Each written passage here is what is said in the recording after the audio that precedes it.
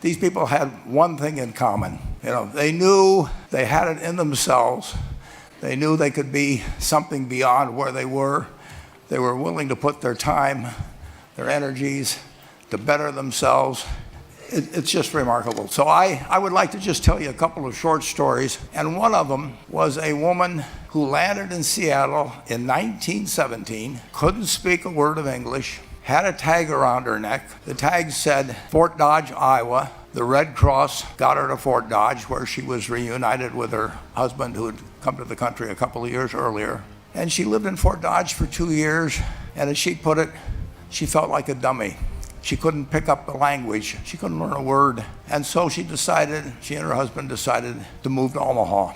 So they came to Omaha in 1919, and there she found a small colony of Russian Jews, so she started feeling more at home. And then as her oldest daughter went to school, she would come home, this daughter, Frances, and she would teach her mother the words she'd learned in school that day. And this woman, Rose Blumpkin, spent 20 years saving money, bringing first her siblings over, her mother and father, $50 at a time. She sold used clothing to do it. She had 4 children during this period. And by 1937, after 20 years, she'd saved $2,500. She went to Chicago and she bought what she could of furniture. Her dream had always been to open a furniture store. And this woman who had never gone to school one day in her life, with $2,500, about having a dream and working to accomplish that dream, she built a business which she sold to me in 1983 for $60 million approximately, and which did $1.5 billion worth of business last year. The 4th generation is working in that business. This woman, Rose Blumpkin, with her $2,500, one further fact about her: she could not read or write. And she went into a furniture business, and she didn't bring anything unique in furniture, but she brought a determination to succeed. She knew she could outwork anyone else. She knew she cared about her customers. She worked at very low gross margins, but she built this incredible business. I'd like to tell you about one other small business person. This person, I went to buy his business from him, and he turned me down, which was very wise. This was a fellow who was born about 8 years before I was. He was born in 1922. He was we'll call him Jack, lived in the Midwest. He was a pretty good athlete, didn't like school much. And I'm going to tell you one thing early in the story. Maybe you can figure out who the guy was. The company he built hires more college graduates each year than any other company in the United States. And this fellow, who was destined for this but did not know it, Jack, went to college for a year and then dropped out. He really wasn't that interested in school. And the year he dropped out was 1941. And when the United States became under attack, he went down to the Army Air Force recruiting station, volunteered, and they turned him down because he had hay fever. So he went over to the Navy and again volunteered, and they took him. They put him on an aircraft carrier. He flew small fighter planes during World War II, got 2 distinguished flying crosses from the Navy, and then he came back to the Midwest. So now we've got a young guy. Probably by this time he would be 23 or 24 years old. And the interesting thing is, he got back to the Midwest, and he actually kind of went from one job to another for a short period of, or not such a short period of time. And he finally became a used car salesman at a Cadillac dealership in St. Louis, Missouri. And at age 35, having moved up in the organization, the sales organization, he said to his boss, "Could I go into the car leasing business with you?" The boss said, "Well, if you'll cut your salary in half, and you'll come up with," I think it was $25,000, which he borrowed, "we can become partners in a car leasing company." My friend Jack started at age 35 in the car leasing business. and he had 7 cars. It was pretty slow.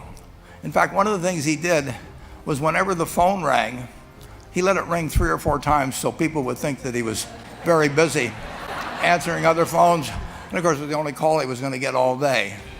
So his first venture was okay, but it wasn't really going to go anyplace. And there's a lesson in this for all of us. At age 40, he decided with 17 vehicles, 17 cars, he was going to go into competition in the rent-a-car business. So now he's taking on Hertz and Avis and National and people like that who have hundreds and hundreds of thousands of cars, and he's got 17 cars, and his cars aren't any different than theirs. I mean, he's buying them from General Motors or Ford or Chrysler. He can't get the airport locations. Those companies have them all sold up. But he was determined that he would offer the customer, can't offer him a different car, but he can offer them friendlier service than they've ever seen. And so he started a company. He named it after the battleship that he'd flown from in the Pacific, which was the USS Enterprise. But when he died, his rent-a-car company, starting with those 17 cars, was worth more than Hertz and Avis and all the rest of the rental cars put together. The man's name was Jack Taylor, and his son, Andy Taylor, is a good friend of mine, runs the business now. A grandchild is in the business. There'll probably be a 4th generation along the line. So this man, in the United States, he didn't invent artificial intelligence. He didn't do anything that, just like Mrs. B selling furniture, I mean, that any one of us could have entered those businesses. But he lived by the creed, basically, of delighting his customers and working with people and establishing the relationship with them so that they in turn would want to delight the customers. He couldn't go out there and take care of every rental car possibility, but he learned how to project himself and his attitude toward his fellow man and his desire, to make a friend out of every customer. He managed to take very ordinary cars and turn them into this extraordinary business from virtually nothing. And it illustrates several points. One is, you don't necessarily get it right exactly right the first time. I mean, the car leasing business, basically you were competing on the cost of money to finance cars, and it's very hard to delight a customer when you just give them the car and tell them to send you a monthly check for 5 years and you'll be back at that time. So his talents were being wasted basically in that business. But at the age of 40, with all of that experience behind him, he found the golden key, and he took a very ordinary business and turned it into an absolutely extraordinary operation. And just like Mrs. B or Rose Blumpkin did with furniture. And he didn't worry about whether the Federal Reserve was going to tighten or ease. He didn't worry about whether the stock market was up or down yesterday. He didn't worry about the things he couldn't change, but he did focus on the one thing he could change, and that was the customer's experience.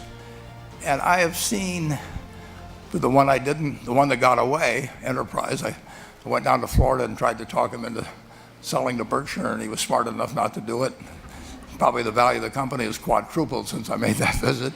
But he was smart enough to see that he would find that business. Henry Ford, as you may know, failed twice before he started the Ford Motor Company in 1903. I mean, the test isn't whether you get the greatest business idea in the world the first time out. The test is whether you keep learning as you go along what your strengths are and what you can do for your customers, what you can bring especially to the party.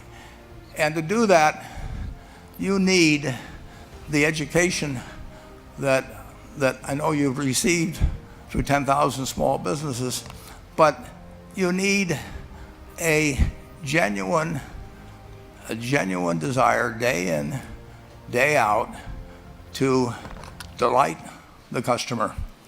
I've never seen a business, and I've seen a lot of businesses, but I've never seen one that delights the customer that doesn't succeed. I mean, what you want is that customer the next day when they think, do I want to rent a car or do I want to buy some furniture? What goes through their mind? You know, it's the place where they've had a great experience.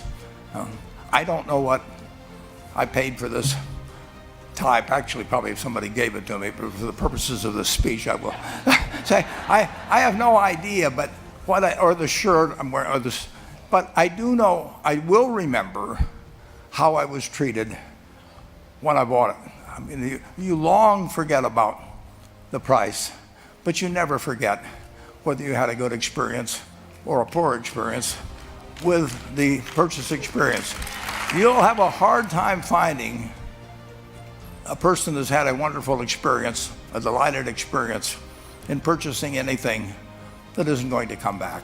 And similarly, if the memory is of rudeness, indifference, whatever it may be, they're never going to come back. And as a small business owner, and as you grow, you have to not only be able to project that interest in people's well-being, in delighting them yourself, but you have to do it through other people. And you won't be able to do it through people who themselves do not feel they're being fairly treated, that their views aren't appropriately considered. So you really do have to learn to multiply yourself through other people. And I advise the young people to come to Omaha. We have a number of classes. The key is to certainly, in terms of your personal life, the most important decision you'll make is the spouse that most of you will likely have.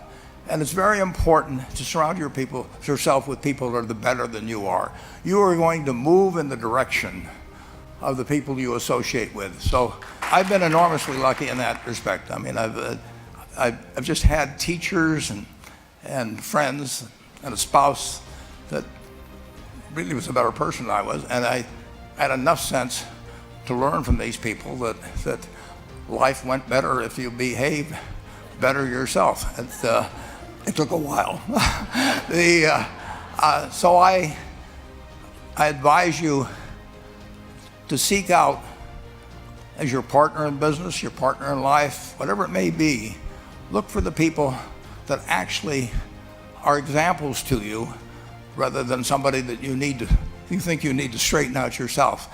And simple rules like that, delighting customers, working through other people, associating with people that will cause you to move in a better path than you might otherwise have, they will take you so far in life that it's hard to believe. I mean, they took Rose Blumpkin without being able to speak a word of English, couldn't read or write, and they took her to what is now a $1.5 billion business. And incidentally, there's been no money put in it since the $2,500.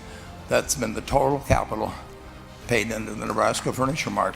Very little equity capital has been added to enterprise over the years. The business built on itself. So I want to tell you, I admire this group enormously. When I met Dr. Mello's class on September 22nd, 8 years ago, I was thrilled. And I admire people that are doing what you have done. Working hard at your job at the same time, really a lot of hard work to further your skills. 99% graduate. I mean, that's a mind-blowing statistic. And I'm looking at I'm looking at 2,200 people here who I admire. I'm cheering for you, and I can tell you the best is yet to come. Thank you.